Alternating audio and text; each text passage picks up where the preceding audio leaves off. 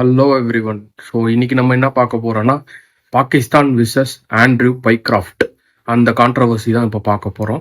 So last Sunday 14th September India versus Pakistan match நடந்தது.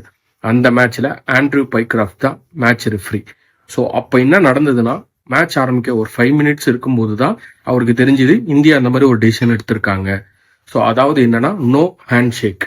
So handshake எதுவுமே கிடையாது அப்படின்னு இந்தியா டிசிஷன் எடுத்தது அப்போதான் தெரியும். அதை வந்து பாஸ் ஆன் பண்ணாரு பாகிஸ்தான் டீமுக்கு. ஆனா பாகிஸ்தான் எப்படி அண்டர்ஸ்டாண்ட் பண்ணிக்கிட்டாங்கன்னா, என்னதான் அவங்க சொல்லி இருந்தாலுமே நீங்க முன்னாடியே எங்களுக்கு இன்ஃபார்ம் பண்ணியிருக்கலாம். ஸோ நாங்க அந்த மேட்சஸ்லாம் பாய்காட் பண்ணியிருப்போம், இல்ல மேட்ச் ஆடி இருக்க மாட்டோம் அப்படின்னு சொன்னாங்க. ஸோ அந்த மேட்ச் முடிஞ்சது கான்ட்ரவர்சியில. ஸோ அதை பத்தி நம்ம ஷார்ட் தனியா போட்டிருந்தோம். ஸோ அதுக்கப்புறம் பார்த்தோன்னா வெட்னஸ்டே யூஏஇ கூட மேட்ச் நடந்தது பாகிஸ்தானுக்கு. ஆண்ட்ரூ பைக்ராஃப்ட், ஸோ அவர் தான் மேட்ச் ரெஃப்ரியா இருந்தாரு.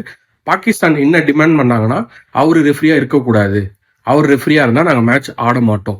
ஸோ ஆட மாட்டோம்னு டிசைட் பண்ண உடனே இன்ஃபார்ம் பண்ணிட்டாங்க பாய்காட் பண்றதுக்கு. ஸோ ஆனா அதுக்கப்புறம் என்ன பண்ணாங்கன்னா, ஐசிசிக்கு இன்ஃபார்ம் பண்ணாங்க, இந்த மாதிரி அவரை ரிமூவ் பண்ணுங்க ரெஃப்ரில இருந்து அப்படின்னாங்க. ஆனா ஐசிசி என்ன சொல்லியிருக்குன்னா, அதெல்லாம் பண்ண முடியாது, சான்ஸே கிடையாது, இது one and only India decision. So அதனால நீங்க வந்து ரெஃப்ரியை காரணம் சொல்லக்கூடாது, மேட்ச் பிளே பண்ணி தான் ஆகணும் அப்படின்னு சொன்னாங்க. ஸோ அதையும் மீறி அவங்க டிமாண்ட் பண்ணாங்க. பட் கடைசி எண்டில் என்ன பண்ணாங்கன்னா, வந்து ஆடிட்டாங்க, வேற வழி கிடையாது அவங்களுக்கு.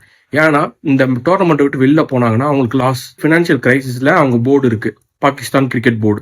ஸோ அதனால அவங்க வந்து வேற வழி இல்லாம ஆடினாங்க. ஸோ அதுதான் பைக்ராஃப்ட் விசஸ் பாகிஸ்தானோட கான்ட்ரவர்சி. ஸோ அது சப்பையா முடிஞ்சு. ஸோ அவங்க வந்து மொக்க வாங்கினதான் மிச்சம்.